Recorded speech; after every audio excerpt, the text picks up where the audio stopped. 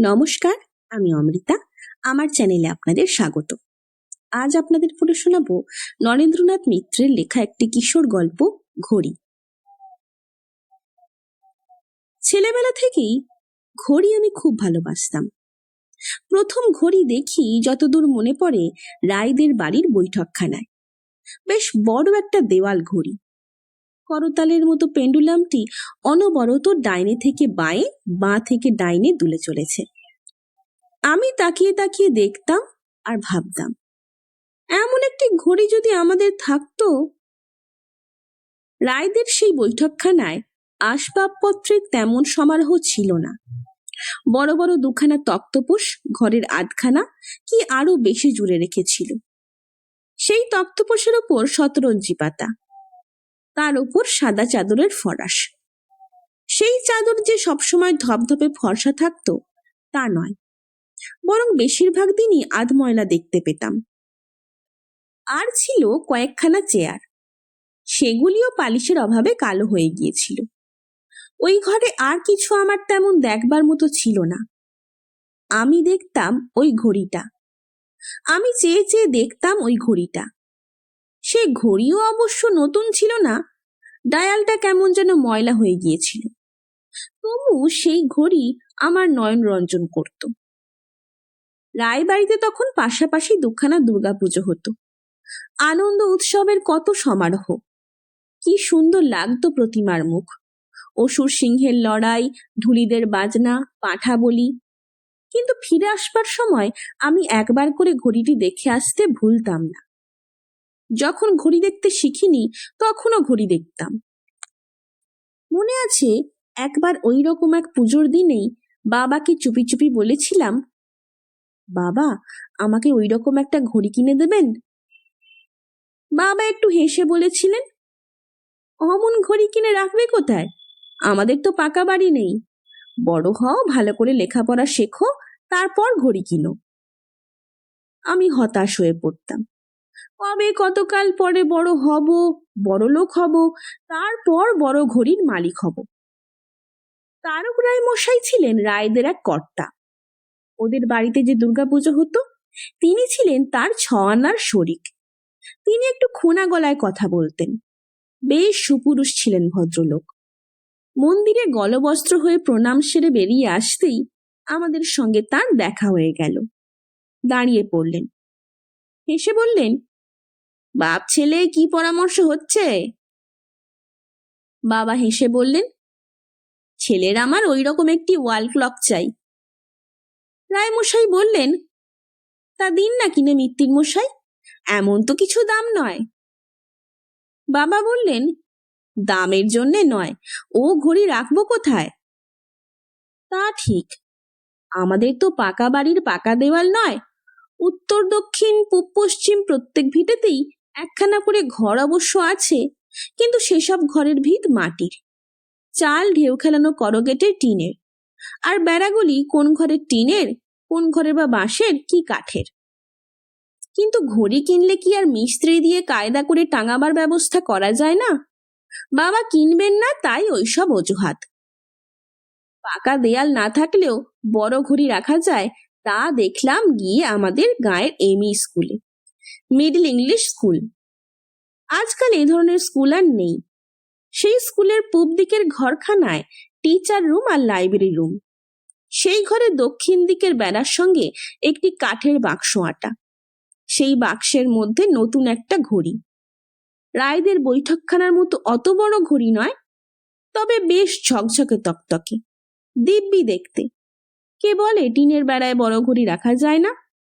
কায়দা থাকলে সব জায়গায় সব জিনিস রাখা যায়।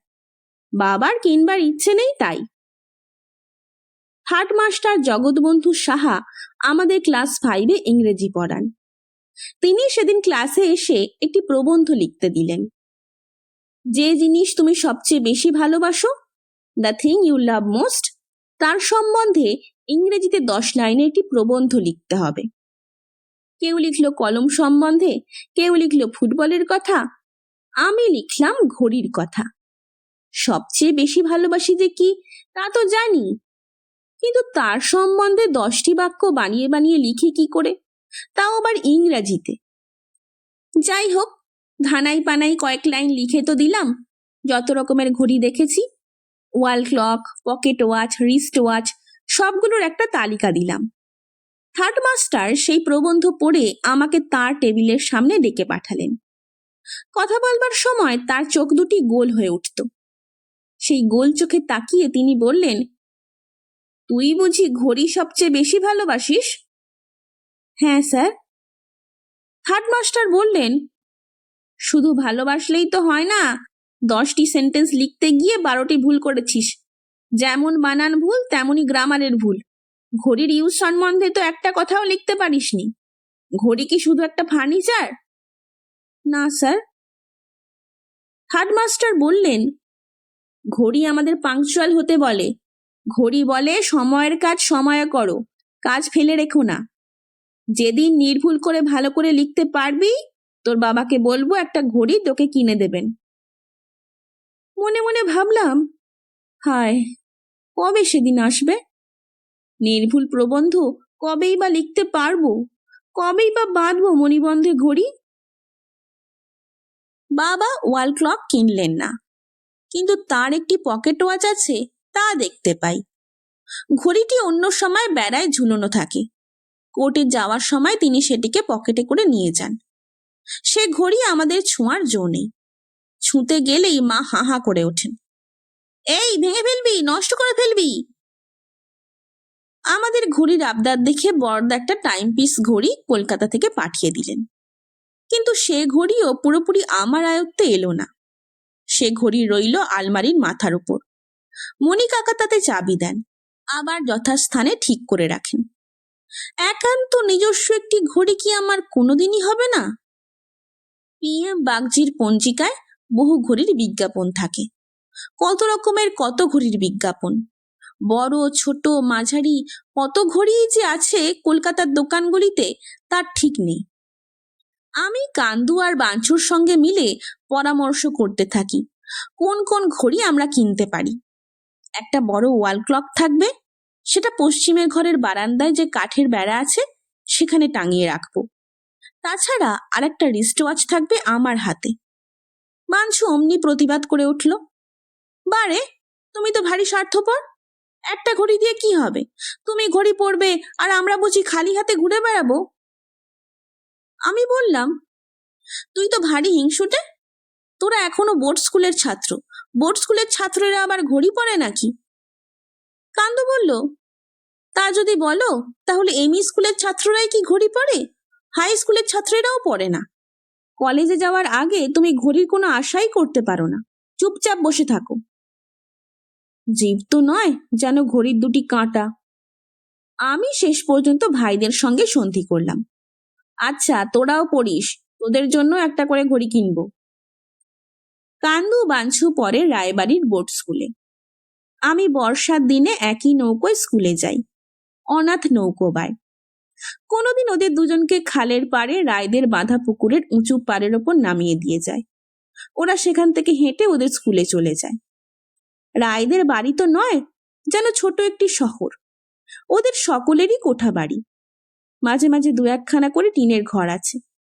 50-60 ঘর সরি কি তারও বেশি। কয়েক পুরুষ ধরে রায়রা বাস করছেন ওই বাড়িতে। পূবে দক্ষিণে বাড়ি অনেক বেড়েছে, আবার ভাগাভাগির ফলে অনেক অলিগলিরও সৃষ্টি হয়েছে।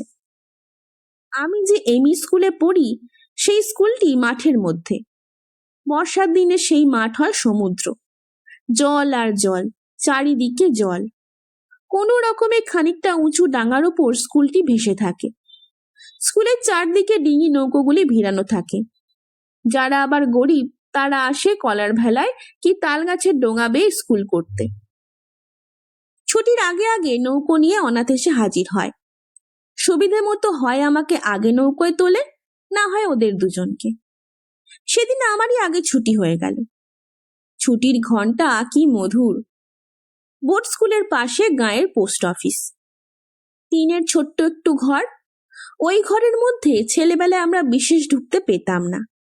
বাইরের জানলায় দাঁড়িয়ে পোস্টকার্ড কি খাম কিনতাম, কি চিঠিপত্র এলে ডেলিভারি নিতাম। এই পোস্ট অফিস আমার মনে ভারী রোমাঞ্চ জাগাতো। পোস্ট অফিসটি শুধু রায়বাড়ির না, সদরদি গ্রামের নয়, সারা পৃথিবীর সঙ্গে এর যোগাযোগ। বোর্ড স্কুলের কার্তিক নাগ একই সঙ্গে স্কুলের মাস্টার, আবার পোস্ট অফিসেরও মাস্টার। স্কুল আর পোস্ট অফিস তো একেবারে পাশাপাশি। তিনি স্কুলে পড়াতে পড়াতে পোস্ট অফিসে চলে যেতেন, আবার পোস্ট অফিসের চিঠিপত্রগুলিতে সিল মারতে মারতে স্কুলে চলে আসতেন। সেদিন 3 ভাই যুক্তি করে পোস্ট অফিস থেকে 6 পয়সা দিয়ে একখানি পোস্ট কার্ড নিয়ে গেলাম। টিফিনের জন্য 2-4টি করে পয়সা আমরা রোজ পেতাম। বাড়িতে ফিরে এসে কলকাতার রাধাবাজারের এক ঘড়ি ব্যবসায়ীর কাছে আমরা চিঠি লিখলাম, আমাদের জন্য 4টি ঘড়ি আপনারা ভিপি করে পাঠান। চিঠিখানা খুব গোপন করেই রেখেছিলাম, পরদিন স্কুলে যাওয়ার সময় পোস্ট করব। কিন্তু অনাথ ঘরের শত্রু বিভীষণ, সে আগে থেকেই কি করে সব টের পেয়েছে। আমরা যখন ঘুমিয়ে পড়েছি, চিঠিখানা বাবার হাতে তুলে দিয়েছে। পরদিন ভোরে উঠে বাবা খুব বকুনি লাগালেন, এই বুঝি বিদ্যা হচ্ছে? কি সাহস! ঘড়ির জন্য অর্ডার দেওয়া হয়েছে কলকাতায়, ঘড়ির দাম কে দেবে শুনি? তোদের 3 টাকা বিক্রি করলেও তো ঘড়ির দাম উঠবে না। বাবা পোস্ট কার্ডখানা টুকরো টুকরো করে ছিঁড়ে ফেললেন। আমরা অনাথের সঙ্গে 2-3 দিন কথা বন্ধ করে রইলাম, কিন্তু তাতে ওর কি এসে যায়। আমাদের বাড়িতে তখন 2টি মণ্ডপ ঘর ছিল। একখানা মনসার মণ্ডপ, সেখানেই বড়, বছরে একবার করে মনসা পুজো হতো, কিন্তু সারা বছর মাটির প্রতিমা মণ্ডপে থাকতো। এছাড়া একখানি ছোট মণ্ডপে আমরা রাধাকৃষ্ণের মূর্তি প্রতিষ্ঠা করেছিলাম। সে মূর্তিও মাটির। আমি নিজে সেই যুগল মূর্তির পূজা করতাম। আরতির ভার ছিল কান্দুর ওপর। বাঞ্ছু কখনো বাঁশি বাজাতো, কখনো বা শাঁখে ফু দিত। 2 মন্দিরেই নত মস্তকে আমি মানত করলাম, মা মনসা, একটি ঘড়ি আমাকে দিও। রাধাকৃষ্ণের মণ্ডপের সামনে এসে জোড়হাতে বলি, হে কৃষ্ণ করুণা সিন্ধু দীনবন্ধু জগৎপতে, 3টি ঘড়ির দরকার নেই, একটি ঘড়ি যেন আমরা পাই, 3 জনে মিলে ভাগাভাগি করে আমরা পড়ব। আমাদের বাড়ি থেকে কিছু দূরে রাহা বাড়ি। সেই বাড়ির যোগেন রাহা, দিগিন রাহা 2 ভাই, বাবার ভাইয়ের মতো, বন্ধুর মতো। দুজনেই কলকাতায় থাকেন। একজন কাজ করেন আবগারি বিভাগে, আর একজন নিজেদের ফার্নিচারের বিজনেস দেখেন। সেদিন 2 ভাই একসঙ্গে গ্রামে এলেন, কি যেন বৈষয়িক কাজ ছিল। বাবা তাদের নিমন্ত্রণ করে খাওয়ালেন। খাওয়া দাওয়ার পর অনেক রাত অবধি পাশা খেললেন। পাশা খেলা দেখতে আমার খুব ভালো লাগতো।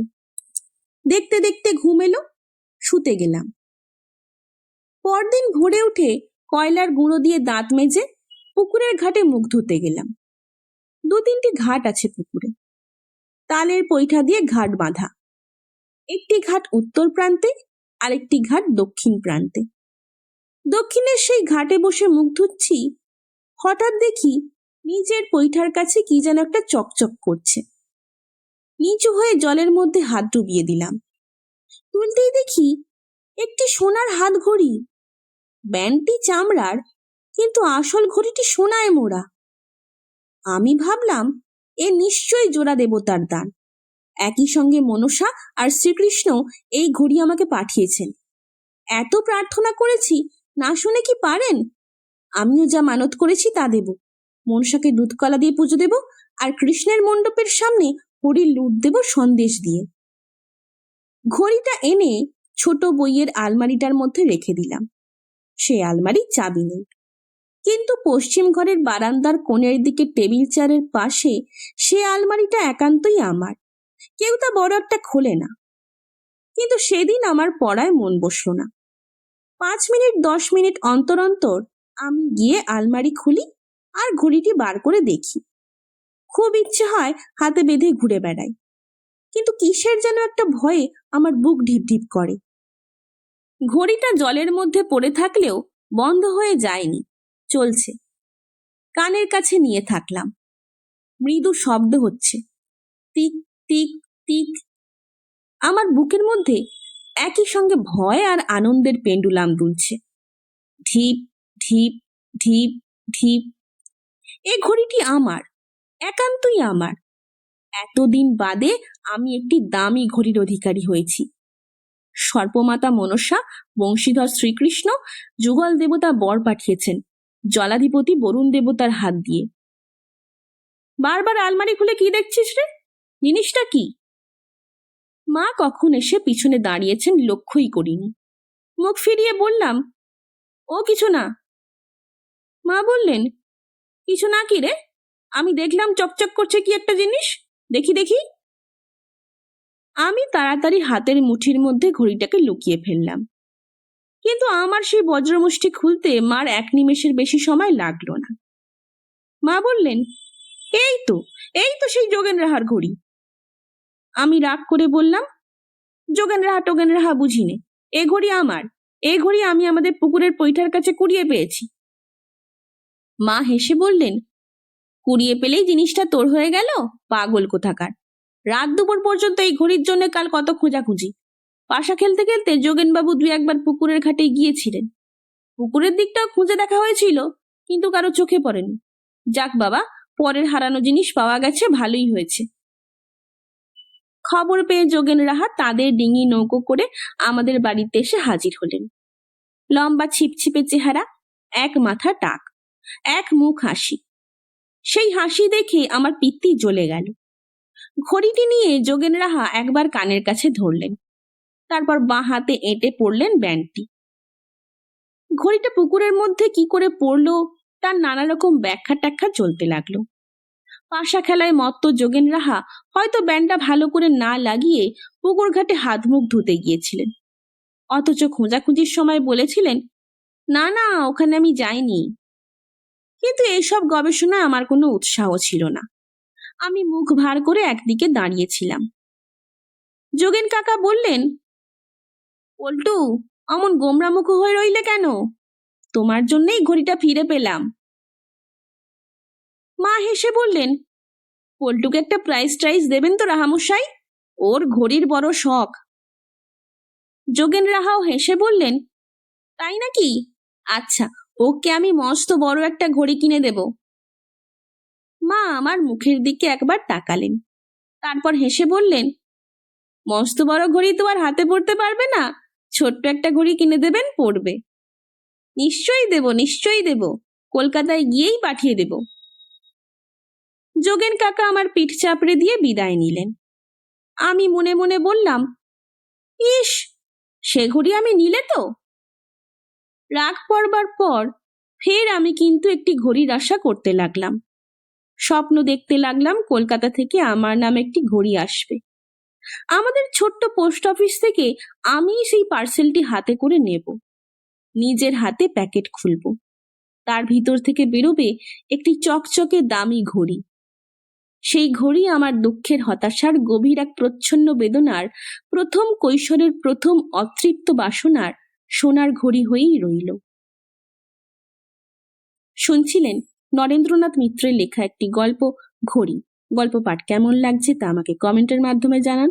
যদি ভালো লাগে তবে লাইক, শেয়ার এবং সাবস্ক্রাইব করে পাশে থাকবেন। ধন্যবাদ। নমস্কার।